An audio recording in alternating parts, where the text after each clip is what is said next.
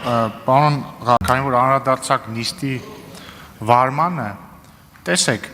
վիրավորանքը ինքը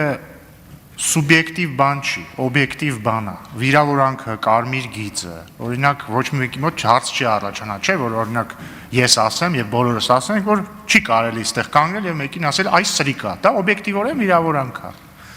Բայց մարդուն իր ավազանի անունով դիմելը կամ իր հոգևորական անունով դիմելը արդեն վիրավորանքի կամ բարեկեցության հարց չի, դա քաղաքական կամ գուցե նույնիսկ, չգիտեմ, եկեղեցական դիրքորոշման հարց է։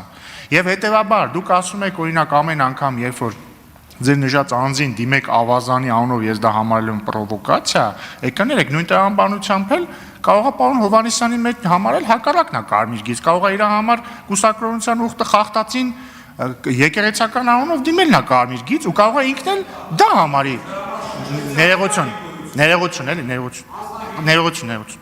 Եվ հետևաբար հիմա կարող է ստեղծվել իրավիճակ, որ օրինակ ձեր նշած անձին եւ ամեն անգամ, երբ որ եկեղեցական անունով դիմեն, քաղաքացիական պայմանագիր խմբակցությունը, որը համարում է, որ ձեր նշած անձը կուսակրոնության ուխտը խախտել է եւ հետևաբար իրան հնարավոր չի դիմել այդ անունով, դա էլ համարի պրովոկացիա։ Եվ հետևաբար ես առաջարկում եմ չգնալ այդ ճանապարհով եւ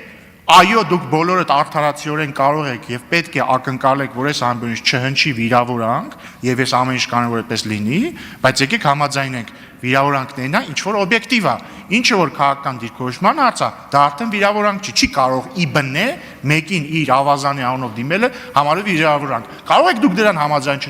չլինել, այո, դա ձեր իրավունքն է, բայց խնդրում եմ նիստերը չխաթարել։ Հիմա